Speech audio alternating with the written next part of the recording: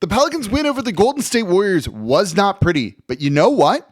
I don't care. Dejounte Murray just made his return after a year of missing action due to injury. When he comes in, hits clutch shots, and the Pelicans just win, we're going to be happy about it. It's Locked On Pelicans. Let's go.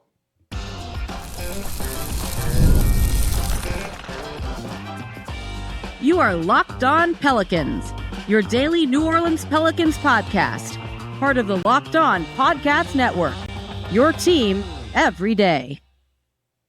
Welcome to another edition of Locked On Pelicans, the daily podcast covering your favorite team, the New Orleans Pelicans and NBA, part of the Locked On Podcast Network, your team every day, available wherever you get your podcasts and available on YouTube. I'm your host, Pelicans Insider, credential member of the media, Jake Madison, at NOLA Jake on Twitter, here with you on this Wednesday, day after the Pelicans beat the Golden State Warriors 113-109. Pretty ugly game.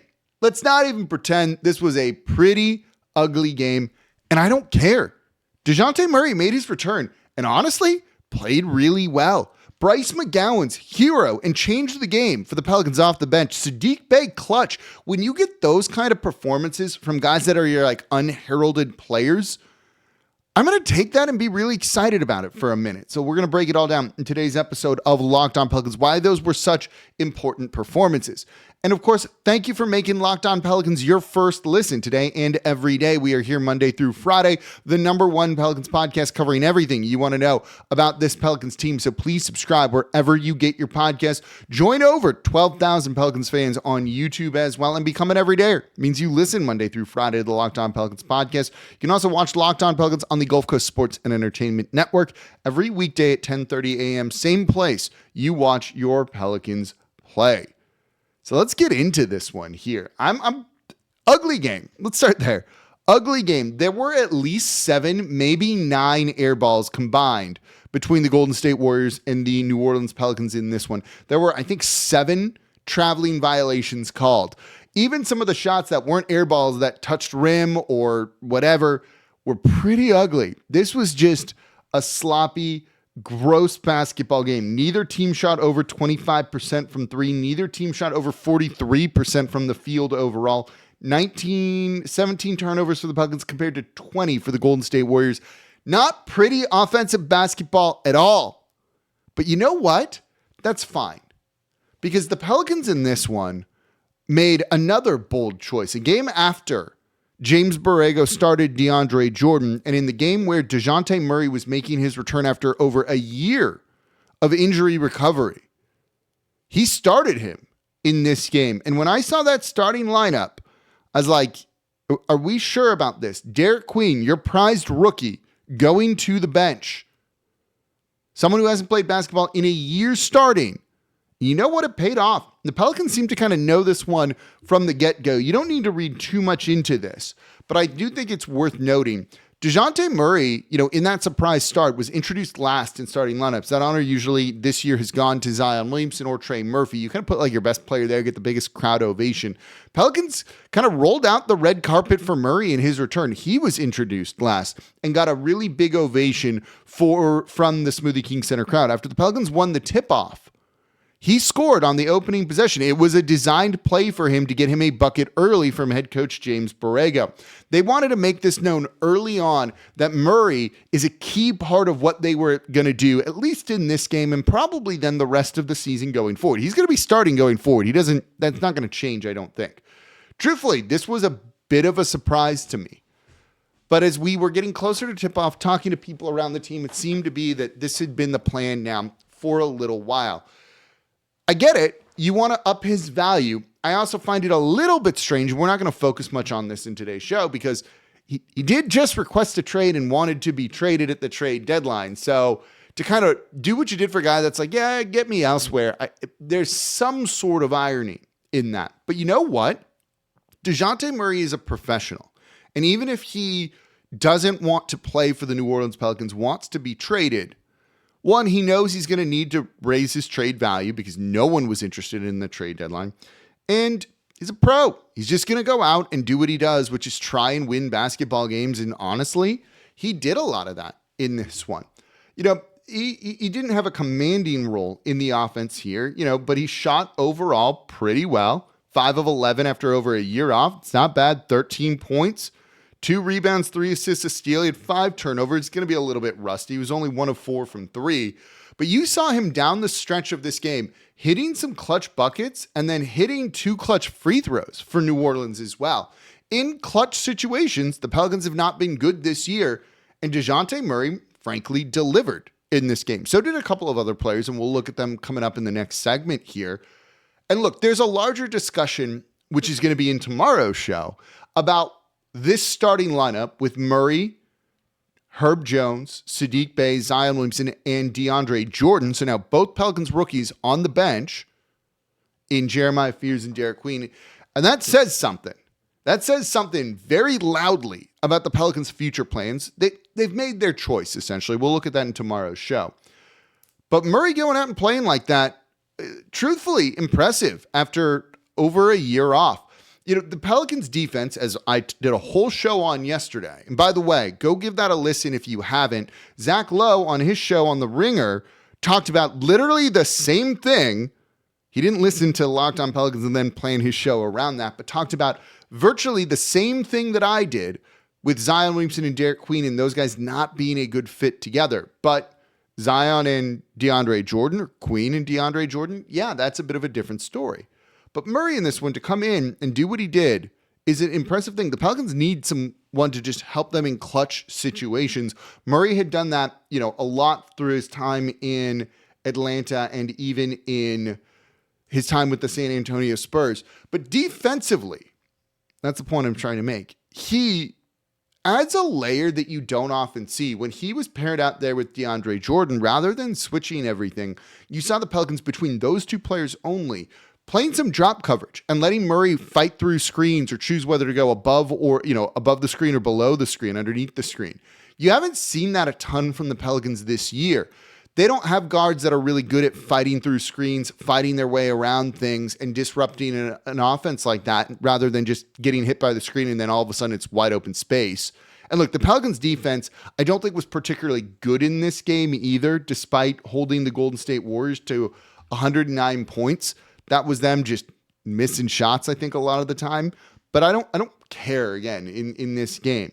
But having Murray, who was playing some good defense and allowing the Pelicans to just run a better defensive scheme because you have someone that fits that scheme more so than any of the other guards that they have, I don't want to say a game changer for New Orleans because it still doesn't feel like he's long for the team here. And look, they're out of playoff contention, in my opinion. They might win some games here and there because they have a weaker schedule coming up. But I'm not going to be like it's a paradigm shift.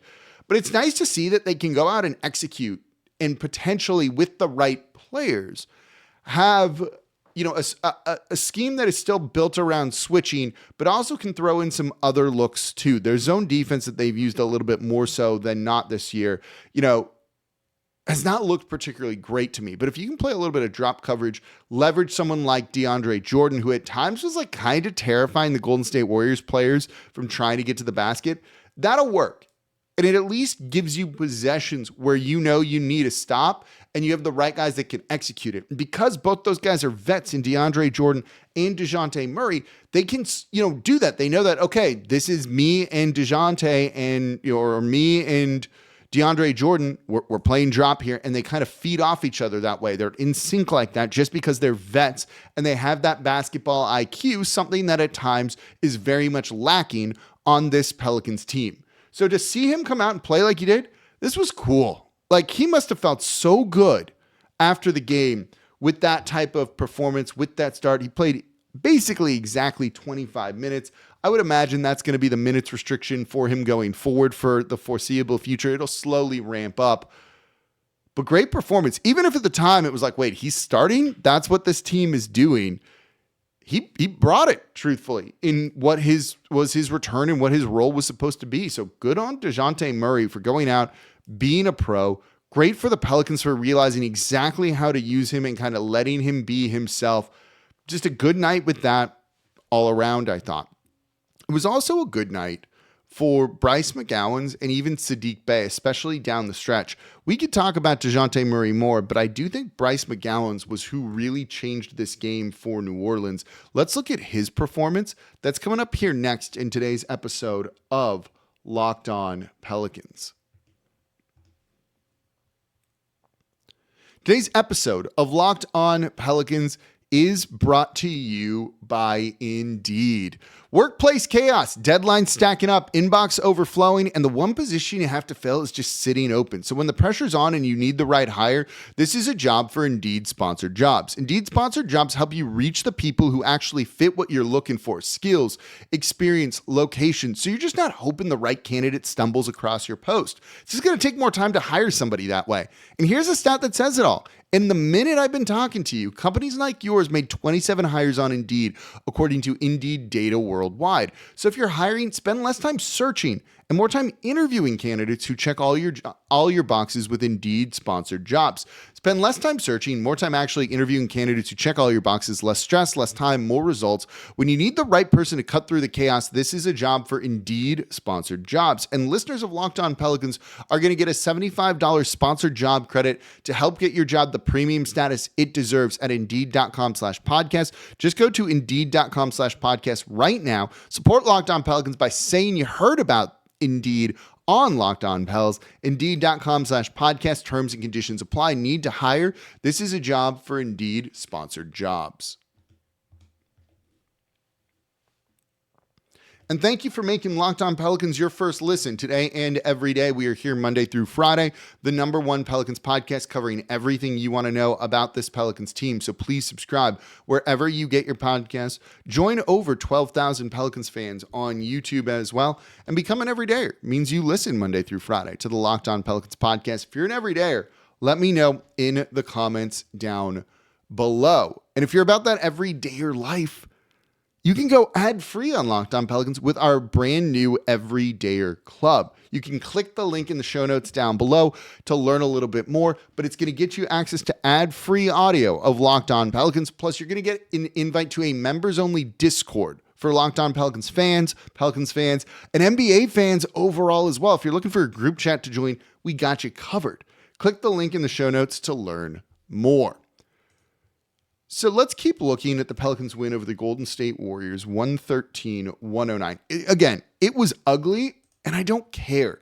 This is not going to be one of those games like the Philadelphia 76ers game where I'm like, that one's a little fluky, and I don't know if we want to read too much into that. And look, the Pelicans schedule is easing up, and you're seeing some teams tank. The Warriors aren't tanking, but look, when they start Pat Spencer, DeAnthony Melton, Guy Santos, Moses Moody, and Draymond Green, when you could argue Draymond Green is by far the best player out there, that's not a great sign at this point in his career, particularly offensively, where Pelicans were like daring him to shoot and he was too scared to shoot.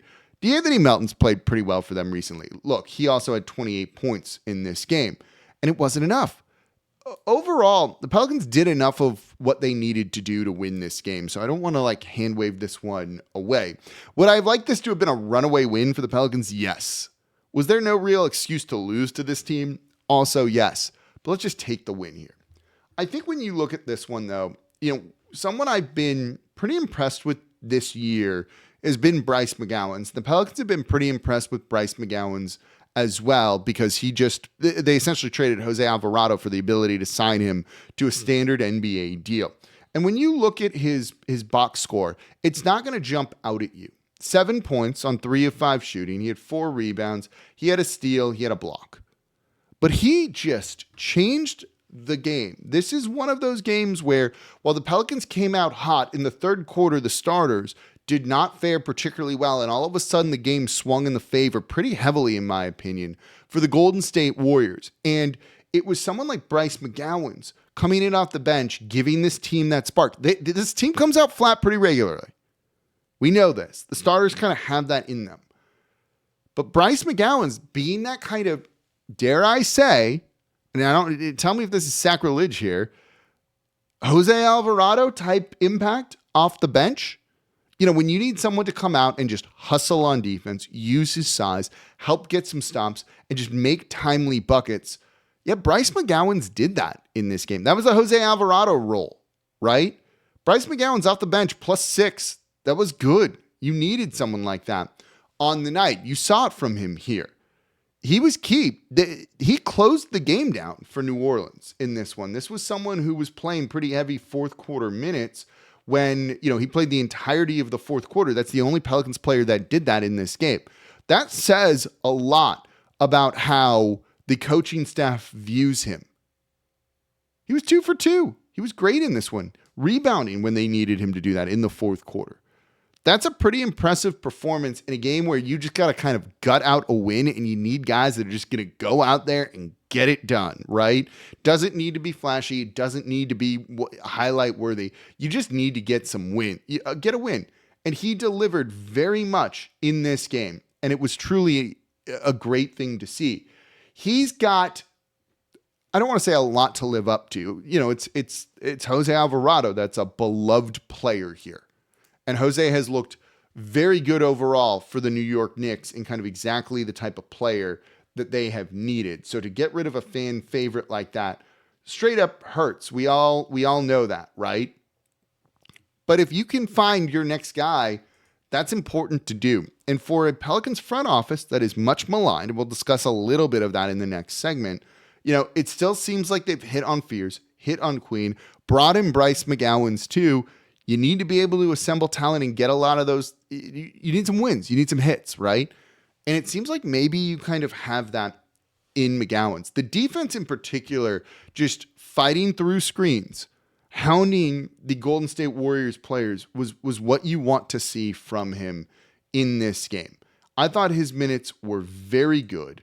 Again, I think it's very telling that he was there in the fourth quarter closing this game out, with some of the starters there. They need his size. If you can get a supercharged, a supersized version of Jose Alvarado, that'll go a real long way towards kind of stabilizing the rotation. Even with Murray back, he's a guy that needs to get minutes still. And you've seen Jordan Hawkins get some minutes over the past couple of games. McGowEns got 18 in this one. Murray had 25. Fears still played 21 in this one as well. Jordan Hawkins, no minutes. That kind of signals the end of it. You even saw McGowEns hit a clutch 3 down the stretch, right?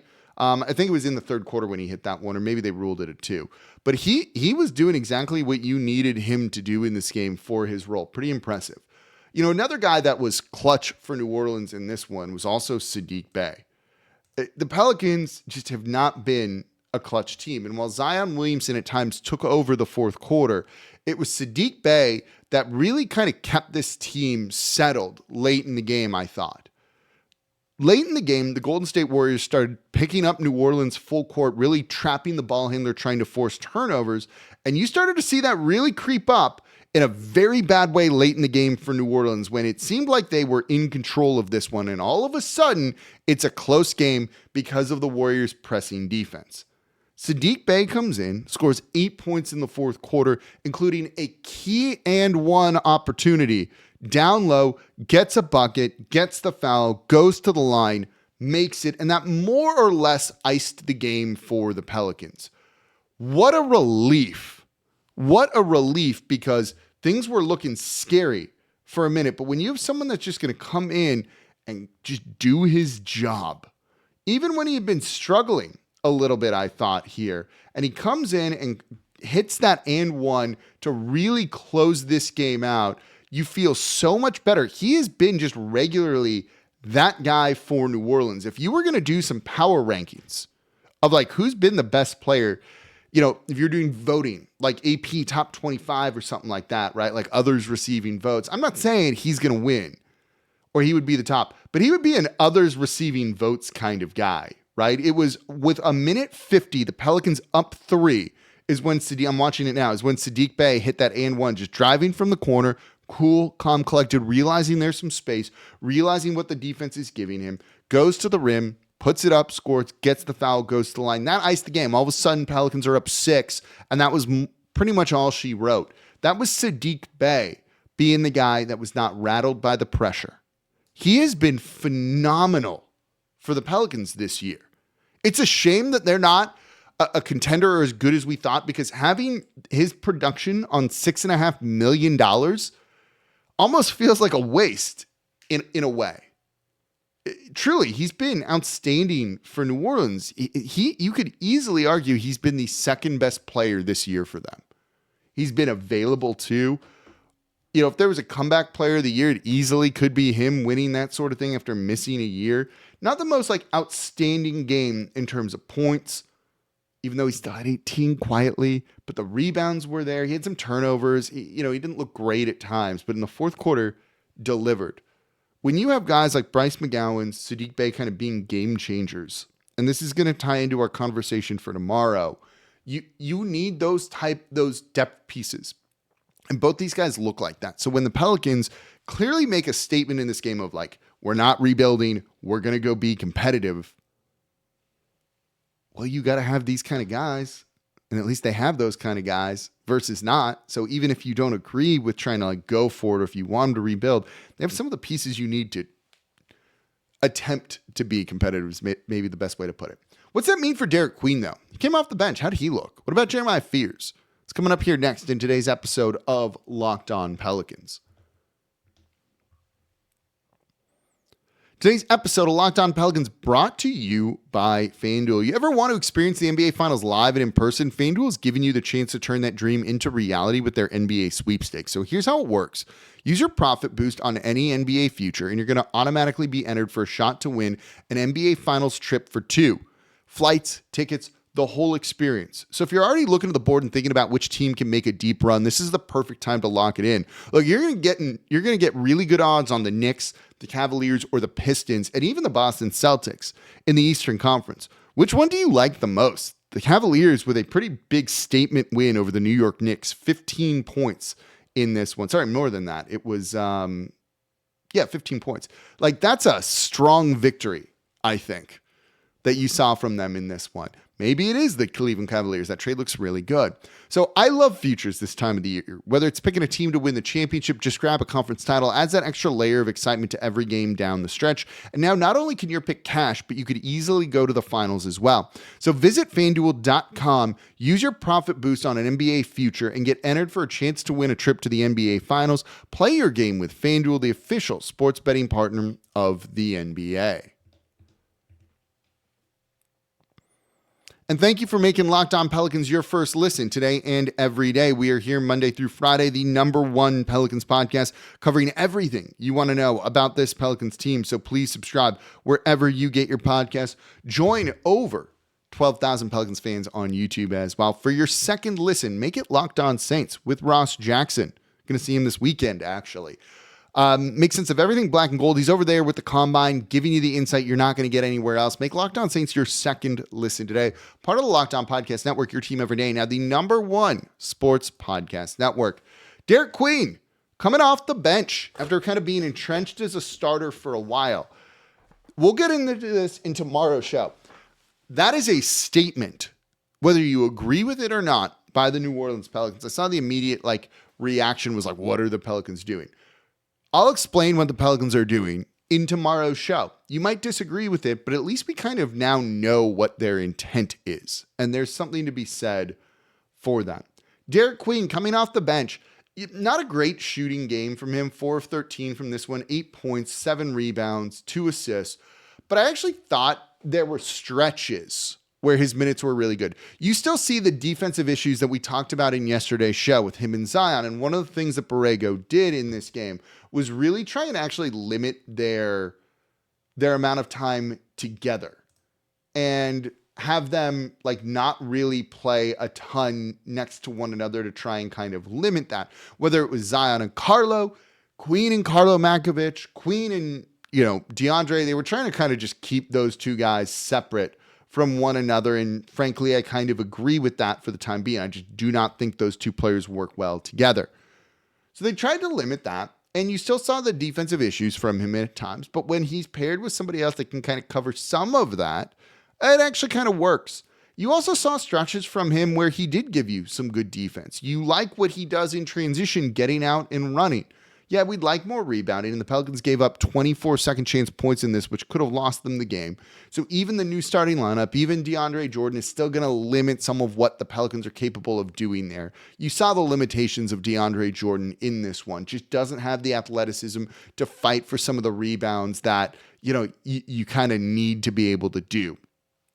But Queen had some moments here there, just showed he's a work in progress. This is why he got moved to the bench. If he starts, this team easily could lose this game. And that's not what the Pelicans are trying to do right now. They hope it'll just be good for his growth to have those flashes and continue to play.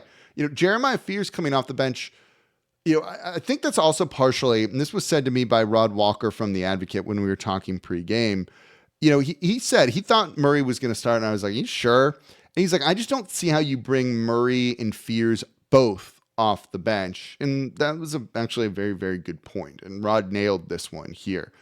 Fears still struggling to shoot, needs to kind of be the point guard and run the offense. And, if you're giving some of those minutes to Murray, but Fears isn't starting, what's it going to look like for Fears? So this is maybe kind of the best way to still keep Fears in his role, give him that kind of like room to grow without some of the pressure being on him. Didn't shoot well in this one, 3 of 10, still struggles to kind of finish around the rim a little bit. The 5 assists, you've seen those numbers go up. He's finding open shooters. He's using his speed to get to the rim and just kicking it out to an open person. And now that the Pelicans are playing slightly better, they're making some shots so you can actually get assists that way. That's an important part of it. Yeah, it's just a work in progress for both him and Derik Queen. And if the Pelicans want to win games, this is what their roles are going to be going forward. We're going to have more on that in tomorrow's episode because I think the Pelicans are clearly saying something with this starting lineup. And I'm going to be curious to see what they do when someone like Trey Murphy comes back. Does Saddiq Bey go to the bench? How are they going to kind of manage all this? It's actually all of a sudden pretty interesting going forward for the Pelicans.